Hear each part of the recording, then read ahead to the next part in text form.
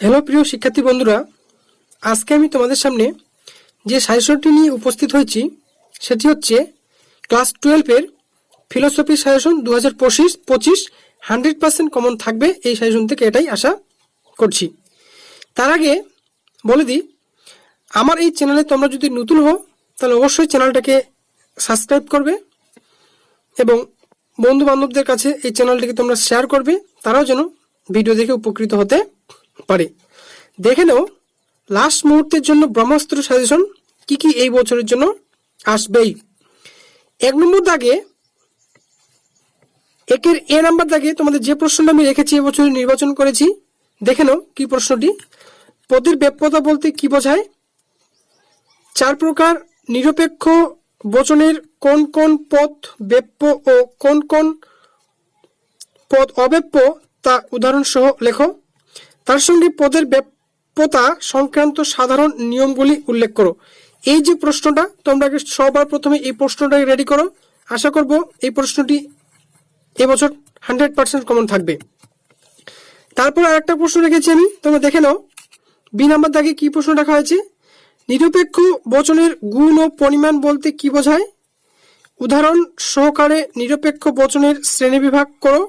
নিরপেক্ষ বচনের বিভিন্ন অংশগুলি উদাহরণ সহ আলোচনা করো। এই দুটি প্রশ্ন।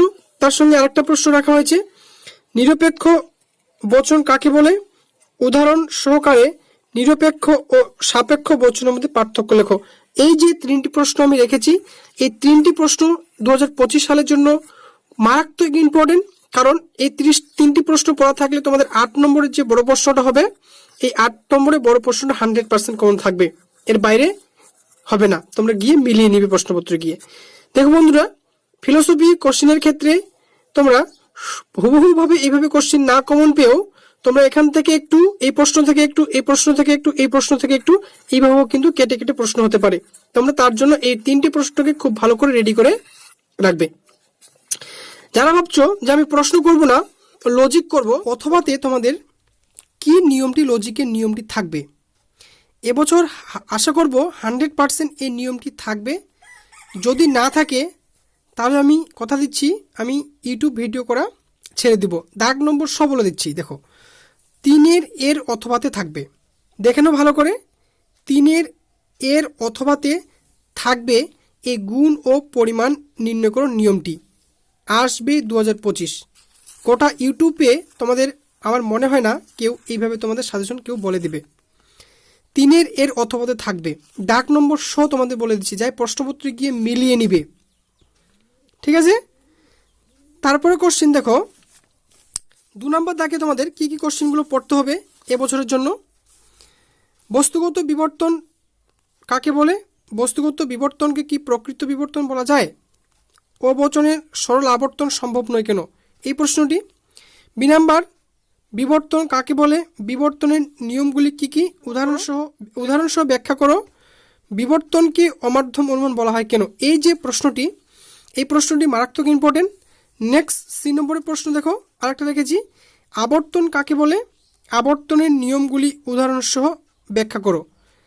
AEI-O বচনের আবর্তনের দৃষ্টান্ত দাও। এই যে 3টি প্রশ্ন আমি রেখেছি, এই 3টি প্রশ্নের মধ্য থেকে একটা প্রশ্ন 100% আসবেই। তোমরা প্রশ্নপত্রে গিয়ে মিলিয়ে নিবে। এখান থেকেও কিন্তু বন্ধুরা দেখো, প্রশ্ন কিন্তু কেটে কেটে হওয়ার সম্ভাবনাটাই সব থেকে বেশি মনে হচ্ছে এবছর। তাই তোমরা এই 3টি প্রশ্নকে ভালো করে রেডি করে রাখবে। এখান থেকে একটু, এখান থেকে একটু, এখান থেকে একটু, এইভাবে কিন্তু প্রশ্ন 8 নম্বরের প্রশ্ন তোমাদের সেট আপ হতে পারে। আরেকটি প্রশ্ন আমি রেখেছি, তোমরা দেখো, সরল ও সীমিত আবর্তনের মধ্যে পার্থক্য লেখো। এ বচনের সরল আবর্তন কি সম্ভব? এই প্রশ্ন, 4টা প্রশ্ন। এই 4টা প্রশ্ন পড়লে আশা করব 8 নম্বর যে প্রশ্নটা হবে, তোমরা নিশ্চিতভাবে দেখো এই 4টা প্রশ্নের মধ্যে একটা প্রশ্ন 100% কমন থাকবে। যারা ভাবছো আমরা নোট পড়বো না, আমরা লজিক করব, এবছরের জন্য কি কি নিয়ম আসতে চলেছে তোমরা দেখে নাও। তোমরা প্র্যাকটিস করবে আবর্তন ও বিবর্তন করো, বিবর্তন ও আবর্তন করো, বিবর্তনের আবর্তন করো। এই 3টি নিয়ম বন্ধুরা, এই 3টি নিয়ম তোমরা ভালো করে প্র্যাকটিস করবে। এই 3টি নিয়মের মধ্যে থেকে তোমরা একটি নিয়ম 100% আসবে, যাই প্রশ্নপত্রে গিয়ে মিলিয়ে নিবে। কি বললাম? আবর্তন ও বিবর্তন করো, বিবর্তন ও আবর্তন করো, বিবর্তনের আবর্তন করো। এই 3টি নিয়মের মধ্যে থেকে একটা নিয়ম 100% কমন আসবেই। 2024-এ আবর্তনের বিবর্তন করে এসেছে, 2024 লেখা আছে। তোমাদের মোস্ট ইম্পর্টেন্ট কিন্তু আবর্তন ও বিবর্তন করো, বিবর্তন ও আবর্তন করো, বিবর্তন আবর্তন করো, এই 3টে নিয়ম। তারপরে দেখো বন্ধুরা, 3 নম্বর দাগে তোমাদের যেটা থাকবে প্রশ্নপত্রে, নেয়ার বৈধতা বিচার করো। এখানে 2টি থাকবে। কটা থাকবে? 2টি করতে হবে। 2টা উদাহরণ দেওয়া থাকবে, এগুলোকে তোমাদের বৈধতা বিচার করবো, থাকবে 4+4-এর জন্য, অথবাতে তোমাদের টিকা করতে হবে। ঠিক আছে। 4 নম্বর দাগে কি প্রশ্নটি থাকবে তোমরা একটু দেখে নাও ভালো করে।